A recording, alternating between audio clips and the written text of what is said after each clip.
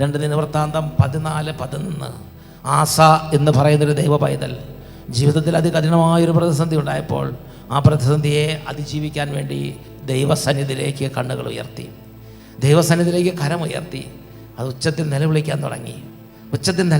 എല്ലാമായ കർത്താവിനോട് നിലവിളിച്ചു, കർത്താവേ, ബലവാനെതിരെ ബലഹീനനെ സഹായിക്കാൻ അവിടെ നിന്നല്ലാതെ മറ്റാരുമില്ല.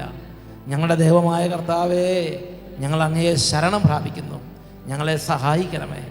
അവിടുത്തെ നാമത്തിലാണ് ഞങ്ങൾ ഈ വലിയ സൈന്യത്തിനെതിരെ വന്നിരിക്കുന്നത്. കർത്താവേ, അവിടെ നിന്നാണ് ഞങ്ങളുടെ ദൈവം.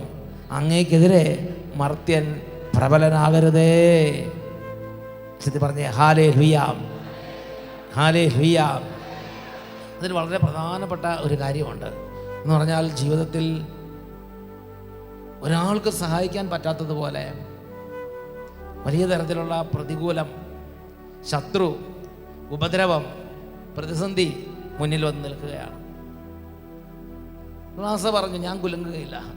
അദ്ദേഹത്തിന് മനസ്സിന് പേടിയുണ്ട്, അദ്ദേഹത്തിന് ബുദ്ധിമുട്ടൊക്കെ ഉണ്ട്. പക്ഷെ അദ്ദേഹം സർവശക്തനായ ദൈവത്തിലേക്ക് കൈകൾ ഉയർത്തി. എൻ്റെ പ്രിയപ്പെട്ട സഹോദരങ്ങളെ, അപ്പോൾ ദൈവവചനത്തിൽ നമ്മൾ കാണുന്ന വളരെ പ്രധാനപ്പെട്ട ഒരു വെളിപ്പെടുത്തലാണ് നമ്മുടെ ദുരിതങ്ങളിൽ, നമ്മുടെ പ്രതിസന്ധികളിൽ നമ്മൾ എന്ത് ചെയ്യണം?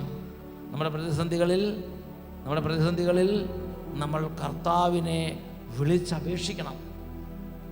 കേട്ടിട്ട് പരീക്ഷ എഴുതി 19 തവണ തോറ്റ് 10 വർഷം പരീക്ഷ എഴുതി മനസ്സിടിഞ്ഞു പോയ ആ ചേച്ചി, അതിന് പരിശുദ്ധാത്മ പ്രചോദനം കൊടുത്തു. ഞാനിങ്ങനെ വീട്ടിൽ ഇരുന്നിട്ട് കാര്യമില്ല, ഞാൻ പോകും, അട്ടപ്പാടിക്ക് പോയി കർത്താവിനെ വിളിച്ചപേക്ഷിക്കും. അങ്ങനെ അട്ടപ്പാടിയിൽ വന്ന് ഇവിടെ കർത്താവിനെ ആരാധിക്കുന്ന, കർത്താവിനെ നാം വിളിച്ചപേക്ഷിക്കുന്ന ജനത്തോടുകൂടെ ഉച്ചത്തിൽ കർത്താവിനെ വിളിച്ചപേക്ഷിച്ചു. എന്നുറക്കെ പറഞ്ഞേ ഹല്ലേലൂയ. അപ്പം യേശുവേ എന്ന് വിളിക്കുകയാണെങ്കിൽ ഉച്ചത്തിൽ യേശുവിൻ്റെ നാമത്തെ വിളിക്കണം. ദൈവമായ കർത്താവിനെ ഉച്ചത്തിൽ വിളിച്ചപേക്ഷിക്കണം. അങ്ങനെ വിളിച്ചപേക്ഷിക്കുമ്പോൾ അവിടെ ദൈവമായ കർത്താവിൻ്റെ അത്ഭുത ശക്തി ഇറങ്ങി വ്യാപരിക്കും. അവിടെ കർത്താവ് പ്രത്യക്ഷപ്പെടും, അവിടെ കർത്താവ് മാറ്റങ്ങൾ വരുത്തും.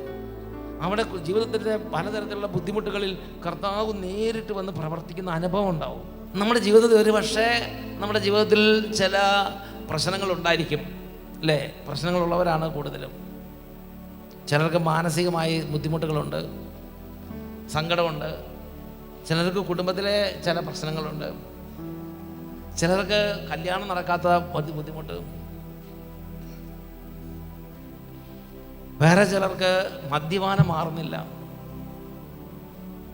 ഈ മദ്യപാനം, അതല്ലെങ്കിൽ കടബാധ്യത, അതുമല്ലെങ്കിൽ കുടുംബത്തിലെ വഴക്ക്, ഇത് നമ്മുടെ ഏത് തന്നെ ഒരു പ്രതിസന്ധിയാണെങ്കിലും പ്രിയപ്പെട്ട സഹോദരങ്ങളെ, ആ പ്രതിസന്ധികളിൽ നമ്മൾ ചെയ്യാൻ വേണ്ടി നമ്മുടെ കർത്താവ് നമ്മളോട് ആവശ്യപ്പെട്ടിരിക്കുന്ന ഒരു കാര്യം കർത്താവിനെ വിളിച്ചപേക്ഷിക്കുക എന്നുള്ളതാണ്. യാക്കോബ് ശ്ലീഹയുടെ ലേഖനത്തിൽ 5-ാം അധ്യായത്തിൽ 13-ാം തിരുലിഖിതം, യാക്കോബ് ശ്ലീഹയുടെ ലേഖനം 5-ാം അധ്യായം അതിൽ 13-ാം തിരുലിഖിതം എന്താ ദൈവത്തിൻ്റെ വചനത്തിൽ പരിശുദ്ധാത്മാവ് നമ്മളോട് പറയുന്നത്? നിങ്ങളുടെ ഇടയിൽ ദുരിതം അനുഭവിക്കുന്നവൻ പ്രാർത്ഥിക്കട്ടെ. ഓക്കെ, എന്താ ചെയ്യേണ്ടത്? ദുരിതം അനുഭവിക്കുന്നവർ എന്ത് ചെയ്യണം? പ്രതിസന്ധി അനുഭവിക്കുന്നത് എന്ത് ചെയ്യണം? അവർ തളർന്നിരിക്കരുത്. അവർ മനപ്രയാസപ്പെട്ട് അങ്ങനെ ചുരുണ്ട് അങ്ങനെ മനസ്സ് പുറകോട്ട് പോകുന്നതിലല്ല നമ്മുടെ വിജയം ഇരിക്കുന്നത്. ഒരു പ്രതിസന്ധിയോ ഒരു ബുദ്ധിമുട്ടോ ഒരു നമുക്ക് തരണം ചെയ്യാൻ പറ്റാത്ത തരത്തിലുള്ള ഒരു ഉപദ്രവമോ നമുക്കുണ്ടെങ്കിൽ അവരെന്ത് ചെയ്യണം? അവർ കർത്താവിനെ വിളിച്ചപേക്ഷിക്കണം. ദുരിതം അനുഭവിക്കുന്നവൻ പ്രാർത്ഥിക്കണം എന്നാണ് പറഞ്ഞിരിക്കുന്നത്. ദുരിതം അനുഭവിക്കുന്നവൻ പ്രാർത്ഥിക്കണം. ഒരു ദിവസം തോബിത്തിൻ്റെ മകൻ കൊച്ചു തോബിയാസ് ഇങ്ങനെ മ്ലാനവതനായിരിക്കുകയാണ്. മുഖം ഇങ്ങനെ വളരെ വിഷമിച്ചിരിക്കുകയാണ്. അവൻ്റെ മുഖത്തിനൊരു സന്തോഷമില്ല. അവൻ്റെ മുഖ്യ വിചാരം അപ്പൻ്റെ കടബാധ്യതയാണ്, അപ്പൻ്റെ സാമ്പത്തിക പ്രശ്നമാണ്.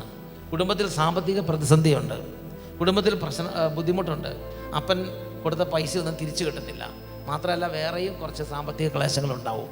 ഇതെല്ലാം ഓർത്ത് ഈ തോബിത്തിൻ്റെ സന്താനമായ കൊച്ചു തോബിയാസ് ഇങ്ങനെ വളരെ ദുഃഖിച്ചിരിക്കുകയാണ്. അപ്പോൾ കൊച്ചു തോബിയാസ് ഇങ്ങനെ വിഷമിച്ചിരിക്കുന്നത് കണ്ടു. കൊച്ചു തോബിയാസിനോട് തോബിത്ത് പറയുകയാണ്, മകനെ തോബിയാസേ, നമ്മൾ ദരിദ്രരായി തീർന്നതിൽ, നമ്മൾക്കിപ്പോൾ ഈ പ്രതിസന്ധി വന്നതിൽ, നമുക്ക് നമ്മുടെ പൈസ കടം വാങ്ങിച്ചവർ തിരിച്ചു തരാതിരിക്കുന്നതിൽ നിനക്ക് ആദ്യം വേണ്ട. നിനക്ക് ദൈവത്തോട് ഭക്തി ഉണ്ടായിരിക്കുകയും നീ പാപങ്ങളിൽ നിന്ന് ഒഴിഞ്ഞു നിൽക്കുകയും ചെയ്താൽ ദൈവം വലിയ സമ്പത്ത് നൽകി നിന്നെ അനുഗ്രഹിക്കും, നമ്മളെ അനുഗ്രഹിക്കും. തോബീത്തിന്റെ പുസ്തകത്തിൽ 4-ാം അധ്യായത്തിൽ 21-ാം തിരുലിഖിതത്തിൽ നമ്മൾ ആ വചനം വായിക്കുന്നുണ്ട്. തോബീത്ത് മകൻ തോബിയാസിനെ ഉപദേശിക്കുകയാണ്.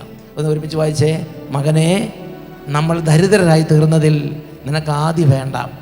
നിനക്ക് ദൈവത്തോട് ഭക്തി ഉണ്ടായിരിക്കുകയും നീ പാപത്തിൽ നിന്ന് ഒഴിഞ്ഞു നിൽക്കുകയും അവിടത്തേക്ക് പ്രീതികരമായത് അനുഷ്ഠിക്കുകയും ചെയ്താൽ നിനക്ക് വലിയ സമ്പത്ത് കൈവരും.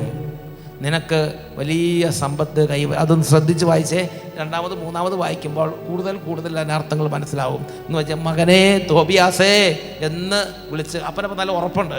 ഈ പറയാൻ പോകുന്ന കാര്യത്തിൽ അപ്പന് നല്ല ഉറപ്പുള്ളത് കൊണ്ടാണ് അപ്പൻ തോബിയാസിനോട് ഈ കാര്യം പറഞ്ഞു കൊടുക്കുന്നത്. മകനെ തോബിയാസേ, എന്താ? നമ്മൾ ദരിദ്രരായി തീർന്നതിൽ നിനക്ക് ആദി വേണ്ട. ഇപ്പം നമുക്ക് പ്രശ്നം ദരിദ്രരായി തീർന്നത് മാത്രമല്ല, ചിലപ്പോൾ നമുക്ക് ചില ജോലി തടസ്സം ഉണ്ടായിരിക്കും, ചിലപ്പോൾ നമുക്ക് യാത്രാ തടസ്സമായിരിക്കും, ചിലപ്പോൾ നമുക്ക് കല്യാണം നടക്കാത്തതിൻ്റെ തടസ്സമായിരിക്കും, വേറെ ചിലപ്പോൾ മക്കളുണ്ടാകാത്തതിൻ്റെ തടസ്സമായിരിക്കും, വേറെ ചിലപ്പോൾ പ്രാർത്ഥിക്കാൻ പറ്റുന്നില്ല. ജീവിതത്തിൽ എന്ത് തന്നെ പ്രതിസന്ധി ആയിക്കോട്ടെ, എന്താ പറയണത്? വായിച്ചു നോക്കിയേ. നിനക്ക് ആദി വേണ്ട. നിനക്ക് ജോലി തടസ്സമുള്ളതിനെക്കുറിച്ച് നീ ആദിപ്പെടണ്ട. നിനക്ക് മക്കളുണ്ടാകാത്തതിൽ നീ ആദിപ്പെടണ്ട. നിനക്ക് മറ്റുള്ളവർ എന്ത് തന്നെ നിൻ്റെ ജീവിതത്തെക്കുറിച്ച് പറഞ്ഞാലും, ഡോക്ടർ പറഞ്ഞു ഇതിന് ശ്വാസം കിട്ടുന്നില്ല, ഇത് പെടയാണ്, ഇതിനെ അബോർട്ട് ചെയ്ത് കളയണം എന്ന് പറഞ്ഞാൽ നീ ആദിപ്പെടരുത്. നിനക്ക് ആദി വേണ്ട. നിനക്ക് ദൈവത്തോട് ഭക്തി ഉണ്ടായിരിക്കുകയും നീ പാപത്തിൽ നിന്ന് ഒഴിഞ്ഞു നിൽക്കുകയും അവിടത്തേക്ക് പ്രീതികരമായത് അനുഷ്ഠിക്കുകയും ചെയ്താൽ നിനക്ക് വലിയ സമ്പത്ത് നൽകി ദൈവം നിന്നെ അനുഗ്രഹിക്കും. പ്രിയപ്പെട്ട സഹോദരങ്ങളെ, ഇത് വളരെ പ്രധാനപ്പെട്ട ഒരു കാര്യമാണ്. നമ്മൾ നമ്മുടെ തകർച്ചയിലും ബുദ്ധിമുട്ടുകളിലും ആദ്യപ്പെട്ടിരിക്കാതെ എന്ത് ചെയ്യണം? ദൈവഭക്തി വർദ്ധിപ്പിക്കേണ്ട സമയമാണത്. നമ്മുടെ നല്ല കാലങ്ങളിൽ 1 മണിക്കൂറാണ് പ്രാർത്ഥിച്ചതെങ്കിൽ തകർച്ചയുടെ കാലങ്ങളിൽ കൂടുതൽ മണിക്കൂറുകൾ പ്രാർത്ഥിക്കണം. ദൈവഭക്തി വർദ്ധിപ്പിക്കണം. നിനക്ക് ദൈവത്തോട് ഭക്തി ഉണ്ടായിരിക്കുകയും നീ പാപത്തിൽ നിന്ന് ഒഴിഞ്ഞു നിൽക്കുകയും അവിടത്തേക്ക് പ്രീതികരമായി അനുഷ്ഠിക്കുകയും ചെയ്താൽ നിനക്ക് വലിയ സമ്പത്ത് കൈവരും. അപ്പോൾ നമ്മളുടെ ജീവിതത്തിൽ നിന്ന് ദൈവം ആഗ്രഹിക്കുന്ന വളരെ പ്രധാനപ്പെട്ട കാര്യമാണ് ഇങ്ങനെയുള്ള തകർച്ചയുടെ സമയത്ത് നമ്മൾ കർത്താവിൻ്റെ സന്നിധിയിലേക്ക് വരണം. കർത്താവിൻ്റെ നാമത്തെ ഉച്ചത്തിൽ വിളിച്ചപേക്ഷിക്കണം. അങ്ങനെ ഉച്ചത്തിൽ വിളിച്ചപേക്ഷിക്കുന്ന സമയത്ത് കർത്താവ് ഒരു കൃപ തരും. എന്താണെന്നറിയോ? നമ്മുടെ ജീവിതത്തിലെ പാപങ്ങൾ വേണ്ട എന്നൊരു തോന്നൽ ഉള്ളിൽ വരുത്തും. എത്രയോ വ്യക്തികളാണ് ഈ ആദ്യ വെള്ളിയാഴ്ച വന്ന് കുമ്പസാരിക്കുന്നത്. അപ്പോൾ അവർ കർത്താവിൻ്റെ സന്നിധിയിൽ വന്ന് കർത്താവിന് നാം വിളിച്ചപേക്ഷിക്കണം. അവരുള്ളിൽ തോന്നും, എൻ്റെ പാപങ്ങളെല്ലാം കഴുകിക്കളയണം, എനിക്ക് പാപം വേണ്ട, എനിക്ക് കർത്താവിനെ ആരാധിക്കണം, എനിക്ക് കർത്താവിൻ്റെ കൃപ വേണം, എനിക്ക് ദൈവത്തെ ആരാധിക്കണം. അന്ന് തൊട്ട് ജീവിതത്തിൽ മാറ്റം വരും. ദൈവഭക്തി ഉണ്ടാവും, വിശ്വാസം ഉണ്ടാവും. ഇവിടെ രോഗങ്ങൾ മാത്രമല്ല സുഖപ്പെടുന്നത്. പ്രാർത്ഥനയില്ലാത്തവർക്ക്, ദൈവഭക്തി ഇല്ലാത്തവർക്ക്, ദൈവവിചാരം ഇല്ലാത്തവർക്ക് ദൈവം ആ വിചാരം നൽകും. ദൈവത്തിന് 1 മിനിറ്റ് മതി അത് നൽകാൻ. ഞാൻ ഓർക്കുന്നുണ്ട്, ചെറുപ്പക്കാരൻ വടക്കഞ്ചേരി എന്ന് പറഞ്ഞ ഷൈജൻ അദ്ദേഹം പറയുകയാണ്, അദ്ദേഹത്തിൻ്റെ ചെറുപ്പം തൊട്ട് അദ്ദേഹത്തിൻ്റെ ഒരു മൈൻഡ് ഒരു സ്പിരിച്വൽ മൈൻഡല്ല, ഒരു സെക്കുലർ മൈൻഡാണ്. അങ്ങനെ എപ്പോഴും പള്ളിയിൽ പോകുക, എപ്പോഴും പ്രാർത്ഥിക്കാനൊന്നും പറ്റിയാലെന്ന് പറഞ്ഞ് നടക്കുന്ന കൂട്ടത്തിൽപ്പെട്ട ആളാണ്. അങ്ങനെ ധ്യാനകേന്ദ്രത്തോടൊന്നും വലിയ താല്പര്യമില്ലാത്ത ഒരാളാണ്. അപ്പോൾ ഒരു ദിവസം അദ്ദേഹത്തിൻ്റെ ഭാഗത്തുനിന്ന് ബസ് പുറപ്പെടുന്ന സമയത്ത് ഒരാൾ അദ്ദേഹത്തോട് എനിക്ക് പോകാൻ പറ്റില്ല, നീ പൊക്കോന്ന് പറഞ്ഞാൽ അദ്ദേഹം നിർബന്ധിച്ച് ഈ ബസ്സിനുള്ളിൽ കയറ്റി അട്ടപ്പാടിക്ക് വിട്ടു. അദ്ദേഹം താല്പര്യമൊന്നും ഇല്ലാതെ ഇവിടെ വന്നിറങ്ങിയിട്ട് ഈ പറഞ്ഞ പോലെ ഒരുപാട് സമയം ലേറ്റായിട്ട് ഈ സമയത്തൊക്കെയാണ് കയറി. അപ്പോൾ സ്തുതിപ്പ് നടന്നുകൊണ്ടിരിക്കുകയാണ്. അങ്ങനെ സ്തുതിപ്പ് നടന്നുകൊണ്ടിരിക്കുന്ന സമയത്ത് ഈ സഹോദരൻ എന്ത് ചെയ്തു? ഈ സഹോദരൻ പറഞ്ഞു, യേശുവേ എന്ന് പറഞ്ഞ് കുറച്ച് നേരം സ്തുതിച്ചോളൂ. സ്തുതിക്കുന്ന സമയത്ത് ഇദ്ദേഹം പറയുകയാണ്, ഒരു ശക്തി ഇദ്ദേഹത്തിന് മേൽ ആവസിച്ച് ഇദ്ദേഹം അവിടെ നിന്ന് അങ്ങോട്ട് കരയാൻ തുടങ്ങി. ഒരു 10-11 മണി വരെ അങ്ങോട്ട് കരഞ്ഞു. അദ്ദേഹം പറയുകയാണ്, അന്ന് തൊട്ട് അദ്ദേഹം ഒരു പുതിയ മനുഷ്യനായി. അദ്ദേഹത്തിന് പള്ളിയിൽ പോകാനും പ്രാർത്ഥിക്കാനും വിശ്വസിക്കാനും സ്നേഹിക്കാനും ക്ഷമിക്കാനും വചനമനുസരിച്ച് ജീവിക്കാനും ധ്യാനം കൂടാനും സന്ധ്യാപ്രാർത്ഥന എല്ലാ കൃപകളും അദ്ദേഹത്തിൻ്റെ മേൽ വന്ന് നിവേശിച്ചു.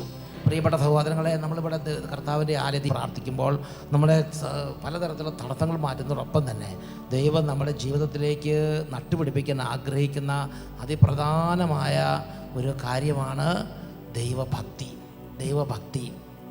സന്ധ്യാപ്രാർത്ഥന. ഇടവക ദേവാലയത്തിൽ പോയി ഞായറാഴ്ചകളിൽ കുർബാനയിൽ പങ്കെടുക്കുക, കുമ്പസാരിക്കുക, അനുദപിക്കുക, കൊന്ത ചെല്ലുക. ഒരു കൊന്ത ചെല്ലിക്കൊണ്ടിരിക്കുന്നവർക്ക് 2, 3, 4 കൊന്ത ചെല്ലാനുള്ള കൃപ അങ്ങോട്ട് കൊടുക്കും. ഒട്ടും പ്രാർത്ഥിക്കാതിരുന്നവർക്ക് പ്രാർത്ഥനാ ജീവിതത്തിലേക്ക് കർത്താവ് ഒരു ഓപ്പണിംഗ് കൊടുക്കും. വിശ്വസിക്കാൻ പറ്റാത്തവർക്ക് വിശ്വസിക്കാൻ ഒരു കൃപ അങ്ങോട്ട് കൊടുക്കും.